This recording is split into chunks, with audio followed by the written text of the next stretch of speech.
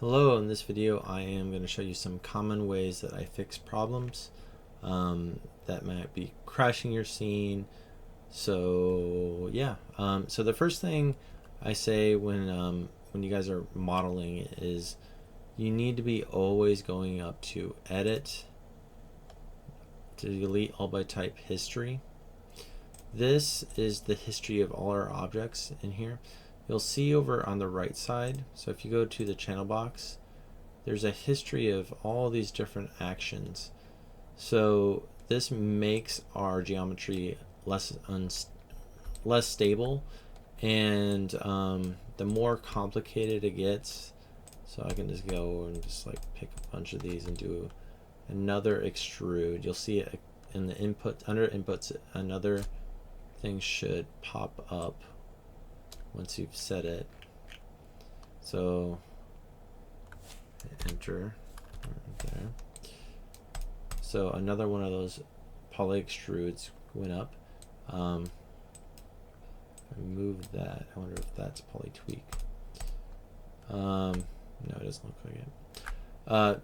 But just be aware of that, and you can go into each one of these things and reduce or remove them. You might break your model by doing this.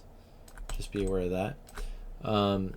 So I would be very careful of messing things in your stack of history. I would only do that on the latest action you did. Alright, so what we'll need to do to make this more stable is go into edit, delete all by type history, and that will make this a lot more stable. Now another thing that I see that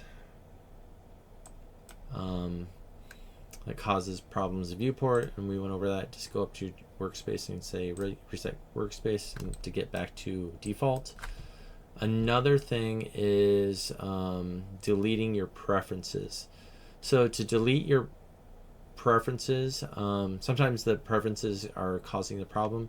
You accidentally did something and saved Maya, and now there's weird preferences on the program. So you need to first close out of Maya. So I'm not going to do that. Well, I guess I can. I'll close out of Maya. Save your object wherever you want, and I'll pause it. So I got out of Maya, and I went to the PC Documents Maya folder, and in here there is all the versions of Maya that you have and other kind of thing. You want to go to the version of your Maya that you're using and go to prefs. And what I would do, just keep your prefs by going right click and renaming it. Name it _old. And what this will do is when you reopen Maya, it will recreate this preferences folder from Maya's default preferences, and you'll get a new folder there. But I can also go into my preferences and take out all the things that I like, my hotkeys, all that kind of stuff. So you can piece together back your settings that way. So those are my go-tos when things are kind of choppy or not working right. Another thing, let me pause. So another thing is always try to open up your Maya not from directly from your objects that you save. You want to open up Maya by just going to Maya, and it pops up, so that you're not bringing in all the data from your scene that you made, and you want to make sure that Maya is working by default like that. And then you open up your scene. This is a little bit of a sanity check.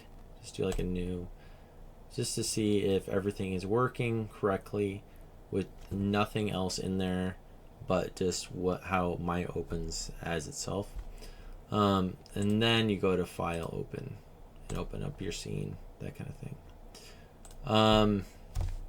So that's another thing. You kind of want to take away variables that might be causing problems. So another thing, so what I'm seeing a lot of new students do, so they'll create like a cube. There's this horrible setting where you can extrude things accidentally. So I'm going to select my faces and say I select all of them. I can just hit Shift, hold down Shift and move, and it will it'll basically duplicate what I had. It's extruding, but it's extruding all the faces. So if I do something like this, where I shifted and moved it really slightly, when you click on it, you'll see it look a little fuzzy on the lines. That's because there's more than one object in there. And then things get real messy real quick, because then you start doing things on one piece that should have been on the original piece, and then you lose work that way. So just be very careful about using Shift when moving things around. So Shift and select when going to object will duplicate it. I really never do that. I usually just do Control D. And then if I say I select a bunch of these and did like a really subtle movement like that,